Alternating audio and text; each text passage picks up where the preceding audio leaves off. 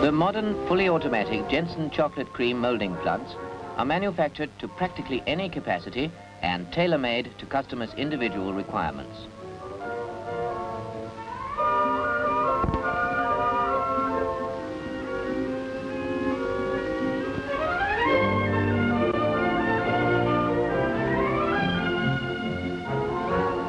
This Jensen plant, for instance, has a length of 48 meters and a capacity of 1,000 kilograms per hour of 100 grams filled tablets.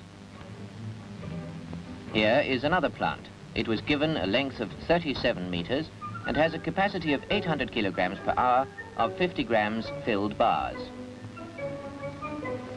This third plant is producing about 600 kilograms per hour of 6-gram pralines. We shall now explain the fully automatic working principle by following the travel of the molds through the plant.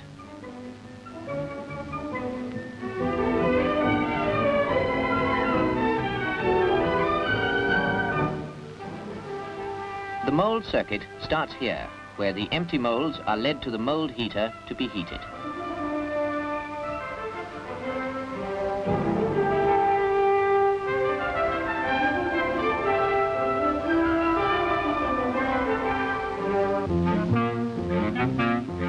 Then chocolate is deposited to form shells.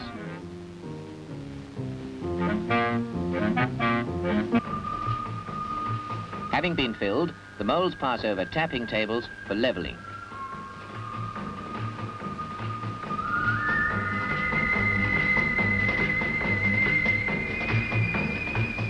The molds are then turned upside down for emptying of surplus chocolate and for forming the chocolate shell, which process is promoted by shaking. A knife cleans, and the molds again pass a turning point.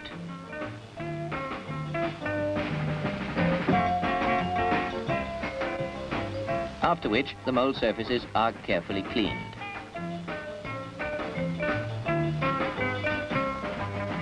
Finally, the chocolate shells are cooled.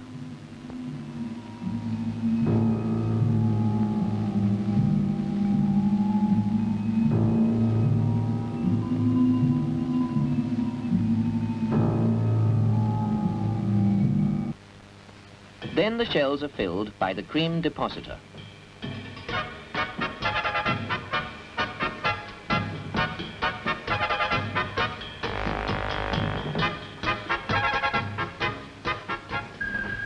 The cream is shaken into its proper position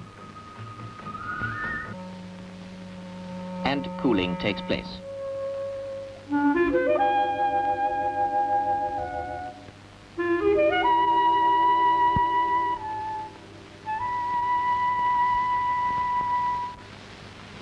Another cleaning knife is passed to remove possible cream drops. Adjustable electrical heaters then melt the edges of the chocolate shells,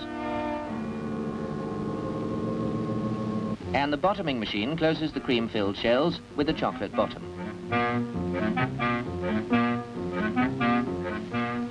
Passing a scraping knife, electrical heating elements, through the bottoming machine as just shown. Another tapping table is passed, and here 2 transversal scrapers which remove surplus chocolate.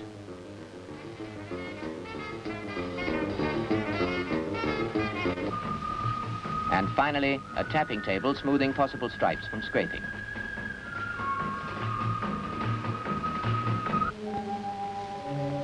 The finished articles are now cooled while the molds are returning through most of the installation.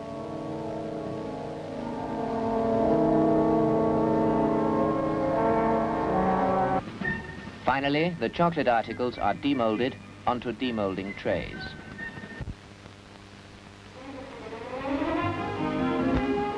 After this brief presentation of the Jensen installation, we're going to show you these Jensen interiors. As already mentioned, a Jensen plant can almost always be adapted to the size of the premises available. The direction of travel of the molds, likewise.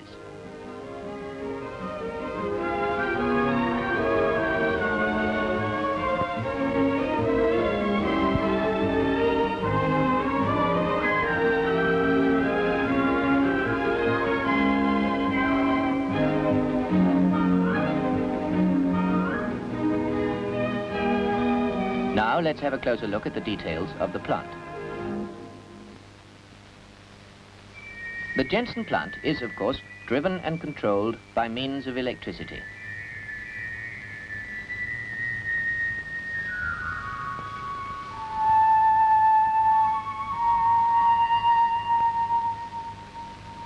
Here is the main motor with the pertinent transmissions driving the molds in the continuous circuit. The molds are suspended between two endless chains. Note how the mold carriers are placed between the chains. The molds are always kept right way up, even when the molds change direction of travel.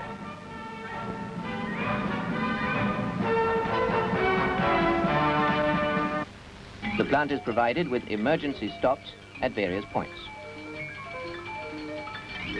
If somehow a mold is dislocated, the mold conveyor is automatically stopped by an emergency stop.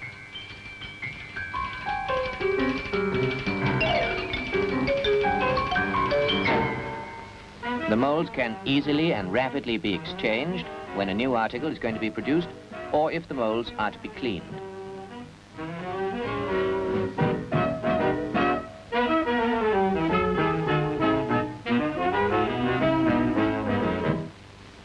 A new mold circuit is starting when the empty molds arrive at the mold heater for tempering.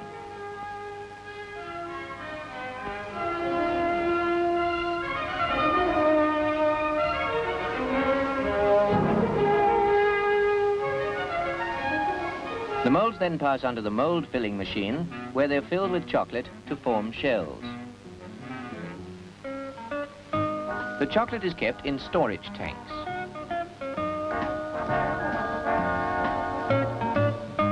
From where it's pumped through water-jacketed pipelines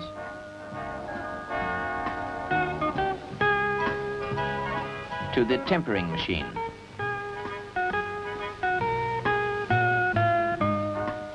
This machine has 3 tempering zones through which the chocolate is led.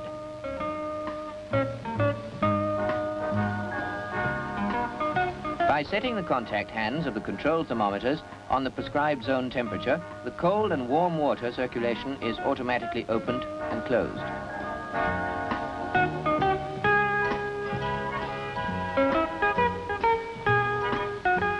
Thermostats ensure constant temperatures of the circulating water.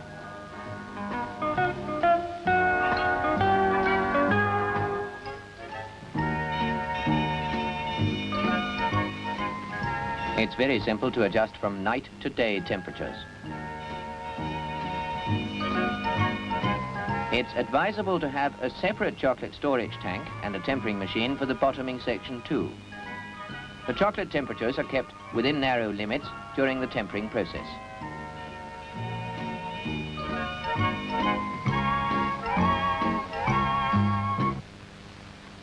Therefore, a well-tempered chocolate is fed to the depositors.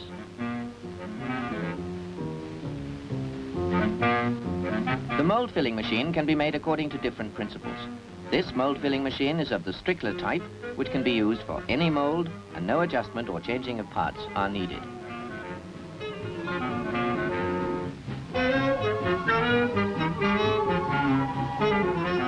And this machine is a pneumatically operated one.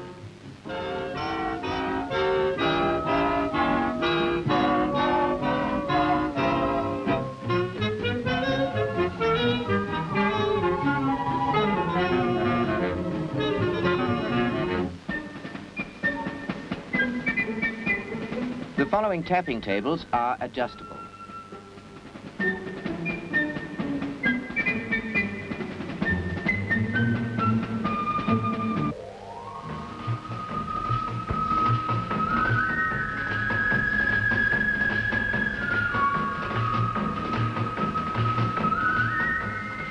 The tappings are for smoothing the chocolate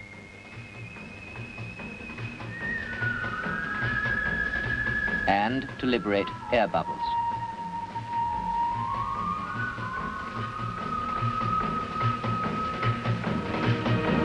Then follows the shell forming. When producing small articles as these, the surplus chocolate is not poured out until the molds pass the tapping table. In fact, the tapping process forms the shells.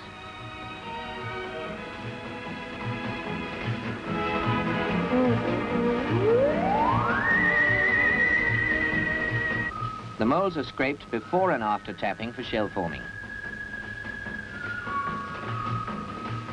A water-jacketed container with the transport worm collects the surplus chocolate from the inverted molds. The transport worm takes the chocolate onwards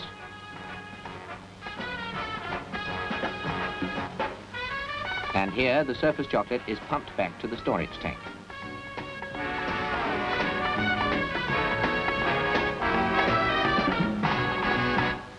The special tapping table forming the shells moves both horizontally and vertically.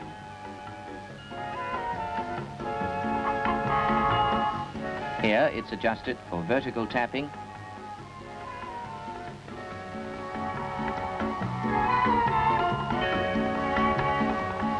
and here for horizontal tapping.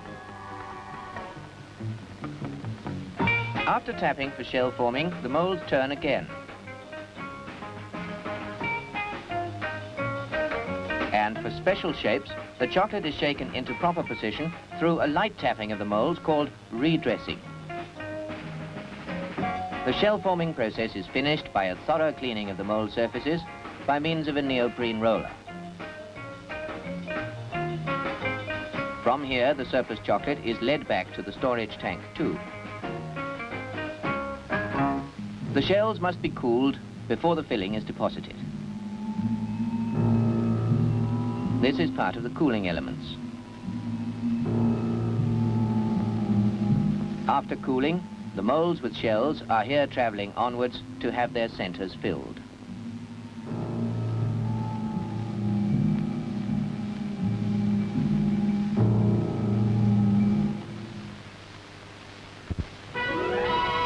We have now reached the center depositor, the main component of the Jensen plant.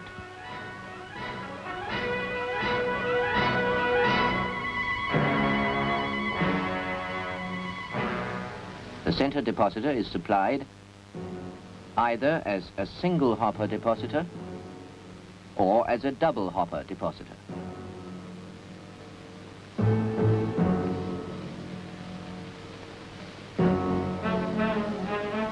The hopper is filled with well-tempered cream.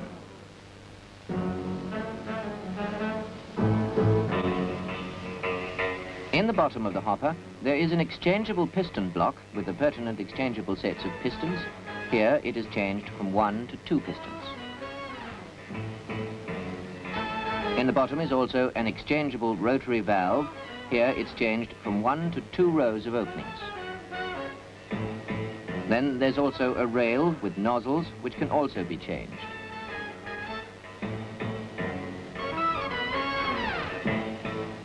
The pistons can easily be taken out and put in for changing or cleaning the piston block too.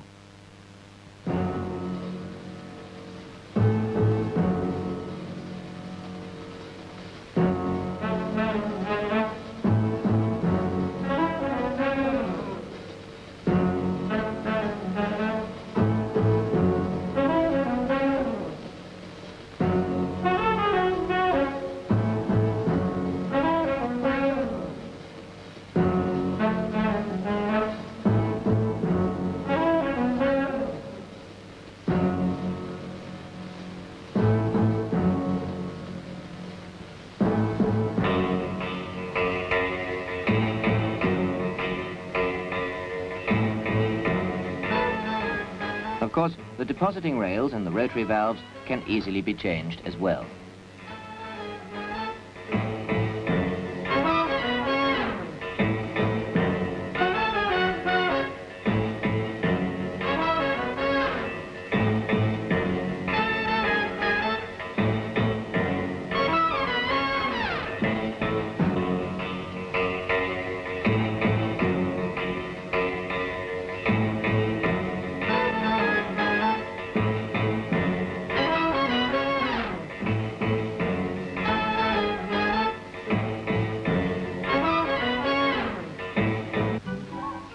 The stroke of the pistons is variable by adjustment of the weight quadrant.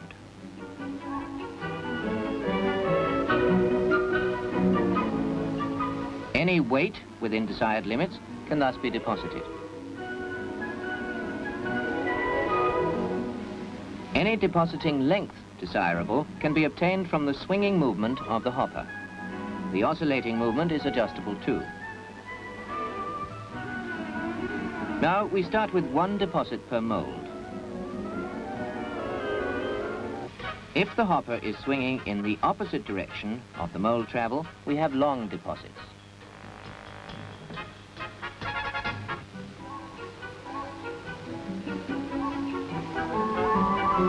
If the hopper is swinging in the same direction as the mold travel, the machine can be adjusted for spot deposits, such as pralines or other small articles.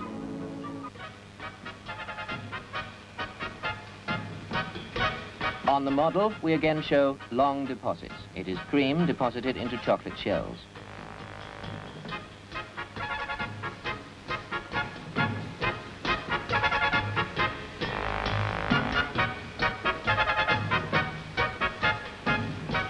Note the cream strings or tails which are developed and cut during the lowering of the molds, and that the cream tails are swung back on the cream deposited.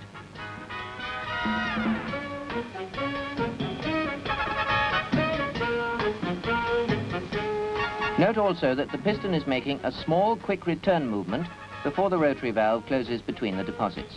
This causes part of the cream in the nozzles to be drawn back, and only then the rotary valve is closed.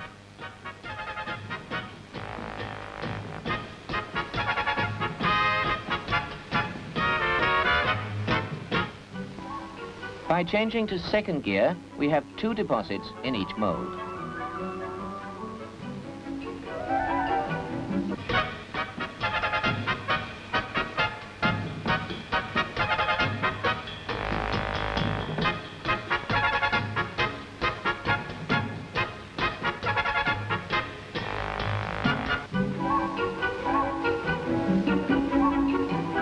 In third gear, we have three deposits in each mold. The molds proceed at the same speed even during change of gears. As already mentioned, the depositing parts may be made for double pistons and double nozzles. This makes it possible to deposit 6 rows in the same mold, that is 3x2 deposits in third gear.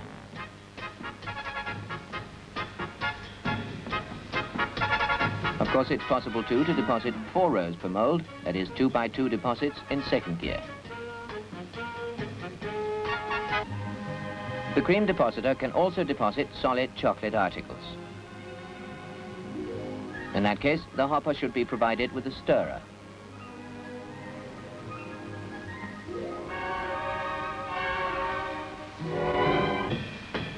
The hopper can also be divided into 2 parts, so that 2 cream sorts can be deposited from the same depositor.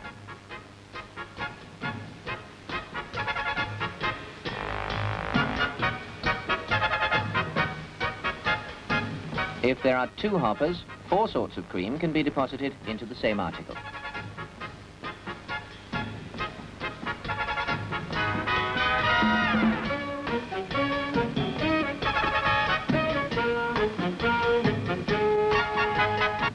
By means of an electromagnetic interrupter mechanism on the arm of the rotary valve, it's possible to adjust for depositing in every second, third or fourth mold. The mold skip is obtained by changing the cam.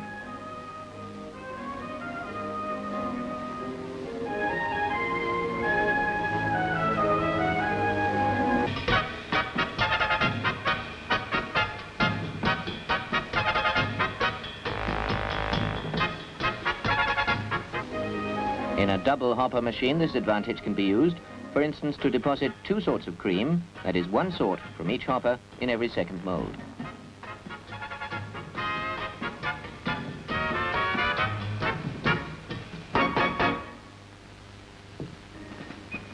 Having thus explained the functions of the depositor, we will once more follow the mold on its way through the Jensen plant.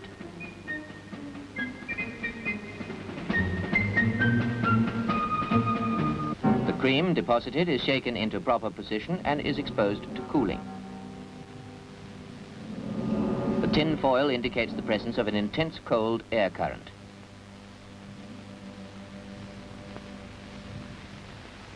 After the cream cooling, possible cream drops are scraped off. The scraping knife is adjustable. The following adjustable electric heaters melt the edges of the chocolate shells. Then the bottoming machine closes the cream-filled chocolate shells with a chocolate bottom.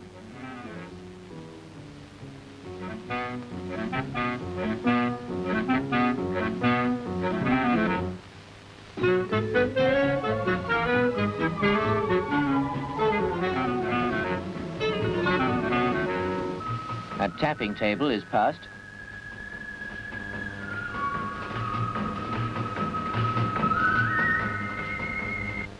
And then the two transversal scrapers, here new erected.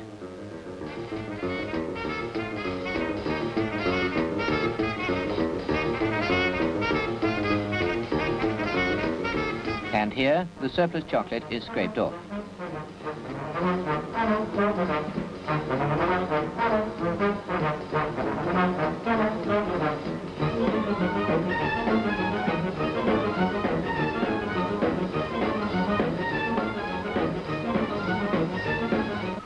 Then another tapping table. The final cooling process, that is the cooling of the bottoms, is taking place while the articles are led back through most of the plant.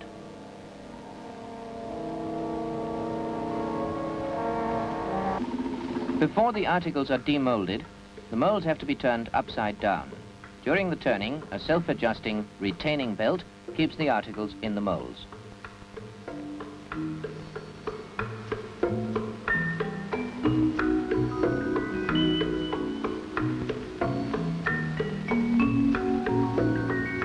The empty molds go up to start a new circuit. The demolding conveyor changes direction at the starting end of the Jensen plant.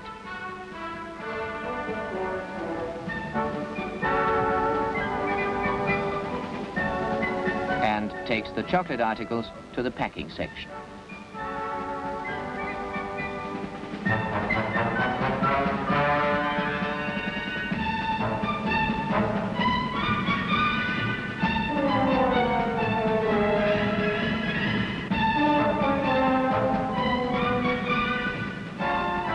Here the demolding conveyor is arranged for discharge and continuation of the plant.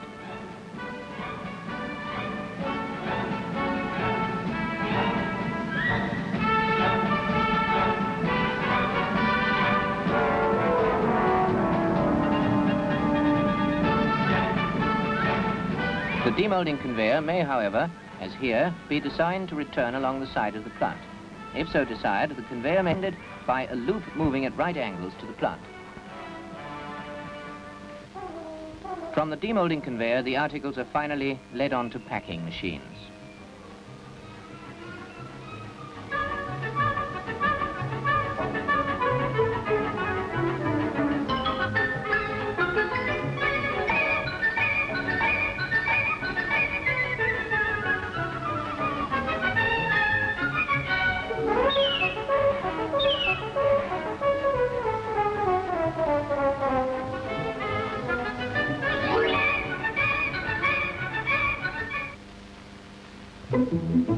The area of a Jensen mold can be utilized in hundreds of ways for chocolate goods of the most varying kind and shape, an exciting arena for fantasy. You've seen that the fully automatic Jensen plant is extremely versatile. It can be designed just for your premises and your purposes, and it can be adjusted in seconds or minutes for a very extensive production schedule.